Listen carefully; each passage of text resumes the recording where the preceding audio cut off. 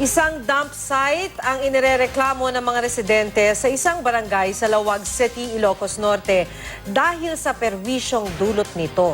Inirereklamo ng mga taga-barangay Lagisail ang masangsang na amoy mula sa dump site. Nababahala na raw sila sa kalusugan ng kanilang pamilya. Bukod sa mabaho ang amoy mula sa tambakan, nakontamina na raw ang tubig sa mga poso at irigasyon sa barangay. Sabi ng mga residente, maitim na ang tubig, kaya hindi na nila ito iniinom at ginagamit sa paglaban ng mga damit. Hiling nila sa lokal na pamahalaan, tuluyan ng ipasara ang dump site. Mukhang open dump site. Bakit kasi may dump site? Tsaka Di ba open bawal? dump site, bawal. Aminado naman ng City Engineering Office na puno na ang tambakan at hindi na dapat gamitin. Nagsumiti na raw sila sa Department of Environment and Natural Resources ng plano para sa pagsasara ng basurahan.